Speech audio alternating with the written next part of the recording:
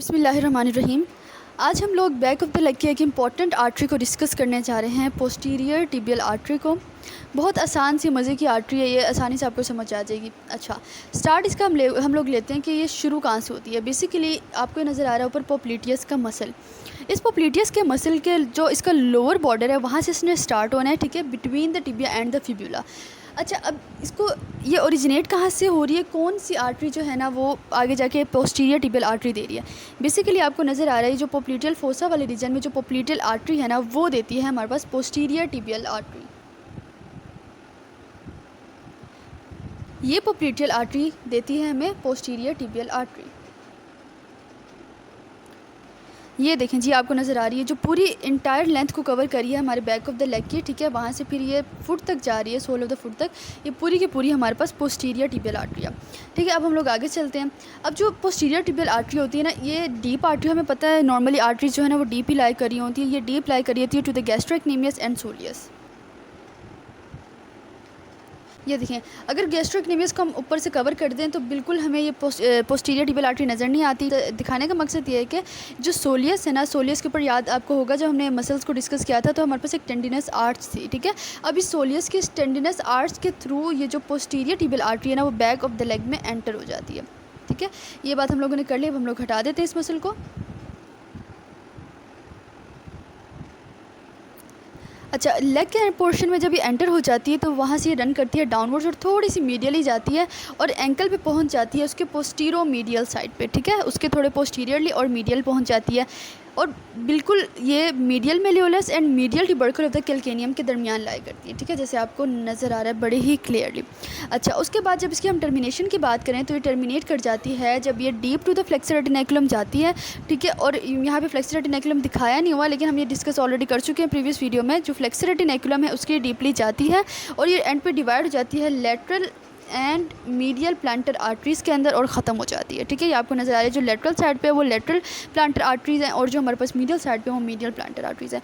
तो हम लोगों ने बेसिकली इसका बिगनिंग इसकी कोर्स और टर्मिनेशन हमने देख लिया। अब हम देखते हैं इसके रिलेशंस। फर्स्ट ऑफ ऑल हम लोग देखेंगे इसके सुपरफिशियल रिलेशंस कि इसके सुपरफिशियली क्या क्या चीज़ें लाई कर रही हैं।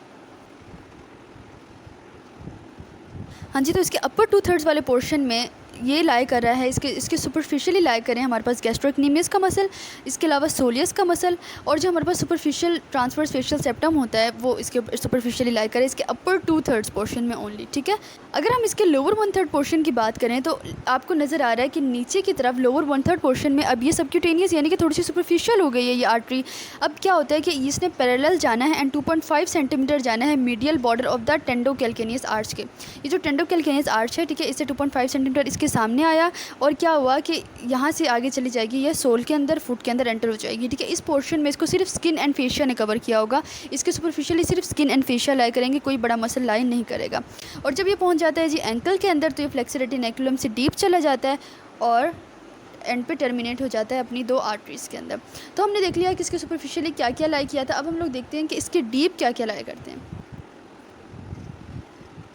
तो अगर हम लोग डीप रिलेशंस की बात करें तो अपर 2/3 पोर्शन में आपको बड़े ही क्लियर नज़र आ रहा है कि ये टिबियलिस पोस्टीरियर मसल के ऊपर लाई कर रहा है, रेस्ट कर रहा है, ठीक है, अपर 2/3 पोर्शन में। और जब हम लोग चलते हैं लोअर 1/3 पोर्शन में तो यहाँ पे आपको थोड़ा सा नज़र आ रहा है कि आपको यहाँ पे लग रहा है जैसे ये flexor digitorum longus and hallucis longus के दरमियान लाई कर रहा है, लेकिन ये ज़्यादा जो है ना वो फ्लेक्सर डिजिटोरम लॉन्गस के ऊपर लाई कर रहा है, ठीक है। फ्लेक्सर डिजिटोरम लॉन्गस के इस मसल के ऊपर लाई कर रहा है और जो टिबिया है उसके बिल्कुल ऊपर लाई कर रहा है, ठीक है, लोअर 1/3 पोर्शन के अंदर हम बात करें, ठीक है। और जब ये एंकल में पहुँच जाता है, अगेन जब ये एंकल में पहुँच जाता है तो ये डायरेक्टली लाई करता है on the capsule of the ankle जिसने एंकल जॉइंट को कवर किया होता है, जो यहाँ पे शो तो नहीं हो रहा है लेकिन आपको ऑब्वियस बात है जो एंकल को सराउंड करिए कैप्सूल उसके ऊपर ही लाई करेगा और between the tendons of flexor digitorum longus and flexor hallucis longus. ये देखें जो मोस्ट लेटरली आपको टेंडन नज़र आ रहा है वो फ्लेक्सर हेल्यूसिस लॉन्गस का है और जो इस आर्टरी से बिल्कुल मीडियल आपको नज़र आ रहा है that is the tendon of flexor digitorum longus. और इस आर्टरी को साथ साथ अकम्पनी की होती हैं हमारे पास दो विनाई कमिटेंट्स ने, ठीक है, और साथ में टिबियल नर्व ने। ये हमारे पास दो विनाई कमिटेंट्स होते हैं और साथ में जो हमारे पास टिबियल नर्व है वो ये रही, ठीक है, ये भी इसके साथ से रन करती हुई आती है और फ्लेक्सर रेटिनेकुलम के नीचे से पास आउट हो जाती है। अच्छा जी, तो अब हम लोग सुपरफिशियल एंड डीप रिलेशंस कर चुके हैं, अब हम चलते हैं जी इसकी ब्रांचेस की तरफ। हाँ जी, तो ब्रांचेस इसकी इंतहाई आसान और बहुत मज़े की हैं। सबसे ऊपर अब ये ब्रांच देगा हमें पेरोनियल आर्टरी, ये इसकी लार्जेस्ट ब्रांच है, ठीक है, ये वाली, this one is the peroneal artery, ये इसकी लार्जेस्ट ब्रांच होती है। इसके अलावा ये बहुत सी मस्कुलर ब्रांचेस देते हैं जो कि आपको नज़र आ रही है, इसकी छोटी छोटी ब्रांचेस निकल रही है जो कि बैक ऑफ द लेग के सारे मसल जो है ना उनको सप्लाई कर देती हैं। इसके अलावा ये एक न्यूट्रेंट आर्टरी भी दे देती है जो कि टिबिया को सप्लाई करती है। इसके अलावा मज़े की बात यह है कि 4 एनास्टोमोटिक ब्रांचेस देती हैं जो यानी 4 जगहों पे जाके एनास्टोमोसिस करती हैं। फर्स्ट ऑफ ऑल ये हमें देती है सर्कमफ्लेक्स फिब्युलर ब्रांच।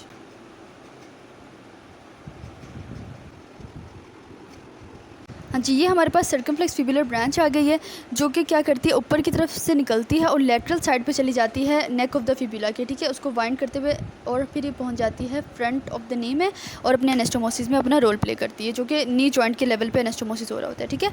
अब नेक्स्ट जो हम इसकी ब्रांच की बात करेंगे एनास्टोमोटिक ब्रांच की, वो हमारे पास बेसिकली कम्युनिकेटिंग ब्रांच होती है इसकी।